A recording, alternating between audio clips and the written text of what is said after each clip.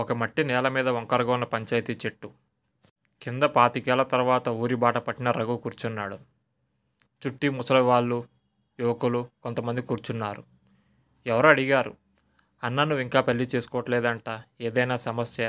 వయసు వచ్చింది కదా, పెళ్లి చేసుకోవచ్చు కదా అని అడిగారు. అక్కడ రఘు ఒక చిన్నపాటి నవ్వు నవ్వి ఇలా చెప్పడం మొదలుపెట్టాడు. ఇదిగో అందరూ వినండి, మన తాతల కాలంలో పెళ్ళి అనేది ఒక బాధ్యత, ఒక గౌరవం. కానీ ఇప్పుడు పెళ్ళి అంటే 3 ముచ్చట అయిపోయింది. పెళ్ళైన నా మిత్రుడి పరిస్థితి, ఉదయం నుంచి రాత్రి వరకు భార్య, పిల్లలు, ఇంటి ఖర్చులు, ఒత్తిళ్ళు, ఎదుగుదల అనే మాటే మర్చిపోయాడు వాడు.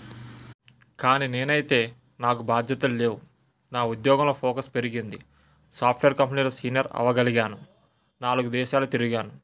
నిద్ర, డబ్బు, శాంతి ఇవన్నీ నాకు దొరికాయి. పెళ్ళైన వారం చూస్తే ఏముంది? పిల్లలు, స్కూలు, ఫీజు, భార్య, గొడవలు, బంధువులు, బాధ్యతలు. ఒక యువకుడు అడిగాడు, అన్నా ప్రేమ లేదా మీ జీవితంలో అని.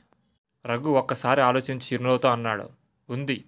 కానీ ఆ ప్రేమ నాకు నా జీవితంపైనే ఉంది. నేను నా జీవితం పట్ల బాధ్యతగా ఉంటే, సంతోషంగా ఉంటే అదే నిజమైన ప్రేమ కదా. పెళ్ళి తప్పనిసరి కాదు సోదరా, ఇది ఒక ఆప్షన్. కానీ మనల్ని మనం ఆపుకోకుండా మన లక్ష్యాలను చేరుకునేలా చేసుకోవడం తప్పనిసరి. వాళ్ళందరూ రఘు మాటలు మౌనంగా వినసాగారు. ఆ మాటలో కొంతమందికి ఆలోచనలు పడేశాయి. రఘు చెప్పాలనుకుంది ఏంటంటే, ప్రతి ఒక్కరికి వివాహం అవసరం లేదు. ప్రతి ఒక్కరికి వివాహం అవసరం అనుకోవడం తప్పు. జీవితంలో ప్రశాంతత, ఎదుగుదల ఇవి వ్యక్తి ఎంపికలపై ఆధారపడి ఉంటాయి.